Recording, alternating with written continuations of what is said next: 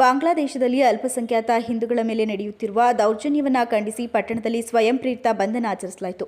ಈ ವೇಳೆ ಮಾತನಾಡಿದ ಬಿಜೆಪಿ ಮುಖಂಡ ಸಿಆರ್ ಚಿದಾನಂದ್, ಬಾಂಗ್ಲಾದೇಶಕ್ಕೆ ಭಾರತ ನೀಡಿದ ಸಹಕಾರವನ್ನು ಮರೆತು ಹಿಂದೂಗಳ ಮೇಲೆ ದೌರ್ಜನ್ಯ ನಡೆಸುತ್ತಿರುವುದು ಖಂಡನೀಯ ಅಂತ ಹೇಳಿದರು. ಕೇಂದ್ರ ಸರ್ಕಾರ ತಕ್ಷಣ ಮಧ್ಯಪ್ರವೇಶಿಸಿ ಬಾಂಗ್ಲಾದಲ್ಲಿರುವ ಹಿಂದೂಗಳ ರಕ್ಷಣೆಗೆ ಮುಂದಾಗಬೇಕು ಹಾಗೂ ವಲಸಿಗರನ್ನ ಕರ್ನಾಟಕದಿಂದ ಹೊರಹಾಕಬೇಕು ಅಂತ ಅವರು ಆಗ್ರಹಿಸಿದರು.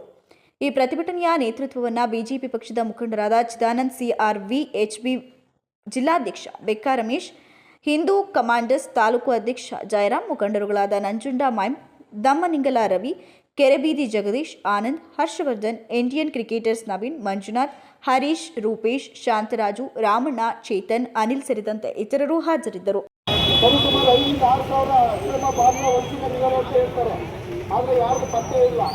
ಎಲ್ಲರೂ ತುಷ್ಟೀಕರಣಕ್ಕೋಸ್ಕರ ಓಟ್ ಬ್ಯಾಂಕಿಗೋಸ್ಕರ ಅವ್ರಿಗೆಲ್ಲ ಆಧಾರ್ ಕಾರ್ಡು ಅವ್ರಿಗೆಲ್ಲ ವೋಟರ್ ಐ ಡಿ ಮಾಡಿಸ್ಕೊಟ್ಟಿದ್ದಾರೆ. ನಾವು ಇದನ್ನು ವಿರುದ್ಧವಾಗಿ ಪ್ರತಿಭಟನೆ ಮಾಡಬೇಕು. ಭಾರತ ದೇಶದಿಂದ ಒಬ್ಬನೇ ಒಬ್ಬ ಬಾಂಗ್ಲಾದೇಶ ಇಲ್ಲಿ ಇರಬಾರ್ದು, ಅವ್ರಿಗೆಲ್ಲರೂ ಹೊರಗಾಕುವಂಥ ಕೆಲಸ ಆಗಬೇಕಾಗಿದೆ. ಹಾಗಾಗಿ ದಯಮಾಡಿ ನಿಮ್ಮ ಪ್ರತಿಭಟನೆನ ಮುಟ್ಟಿಸುವಂಥ ಕೆಲಸ ಆಗಬೇಕು.